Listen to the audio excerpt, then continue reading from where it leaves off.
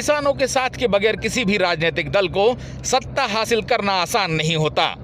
यही कारण है कि राजनीतिक दल चुनाव से पहले किसानों से तरह तरह के वादे करते हैं और उन्हें लुभाने की हर संभव कोशिश में लगे रहते हैं।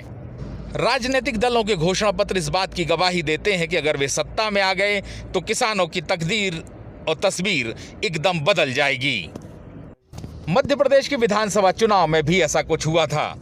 सत्ता में आने से पहले कांग्रेस ने किसानों का 2 लाख तक का कर्ज माफ करने का ऐलान किया था और सत्ता में आते ही इसकी प्रक्रिया शुरू करने का दावा भी किया था। कमलनाथ की सरकार 18 महीने सत्ता में रही और उसके बाद दल बदल के कारण सत्ता गिर गई। भाजपा के सत्ता में आते ही कांग्रेस की सरकार पर आरोप लगाए गए कि उसने झूठ बोला था और किसानों का कर्ज ही माफ नहीं किया गया था।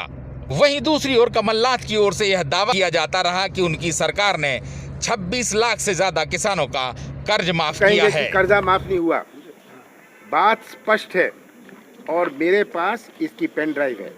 मैं सबको ये पेन ड्राइव देना चाहता हूँ। हमने 26 लाख किसानों का कर्जा माफ किया, 26.5 लाख किसानों का कर्जा माफ किया। ये है पेन ड्राइव जिसमें हर किसान का नाम है, उसका गांव है, बैंक का है, कितना कर्जा माफ हुआ। कमलनाथ के इस दावे की पुष्टि विधानसभा में दिए गए एक सवाल के जवाब से भी हुई है।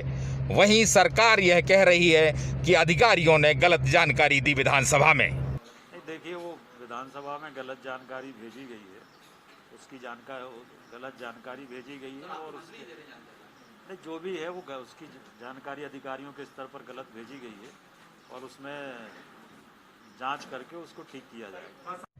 सवाल उठ रहा है, क्या वाकई में अधिकारी विधानसभा में सीधी जानकारी भेजते हैं या पहले मंत्री को यह जानकारी दी जाती है, उसकी अनुमति के बाद ही विधानसभा में जवाब पेश किया जाता है। कहना कि अधिकारियों की गलती है और उस पर उनके ऊपर बोल देना, मैं समझता हूँ ये बहुत गैर जिम्मेदाराना जो है बयान सरकार की तरफ से आया है और अधिकारी तो वही कह रहे हैं जो हकीकत है, जो सच्चाई है, जो हुआ है। और आज हमने जो 15 महीने में हमने विभिन्न जिलों में जा करके जो किसान कर्ज माफी करी है, तो वहाँ पर सरकारी कार्यक्रम हुए हैं, सरकारी आयोजन हुए हैं, तो उसको आप कैसे झुटलाओ?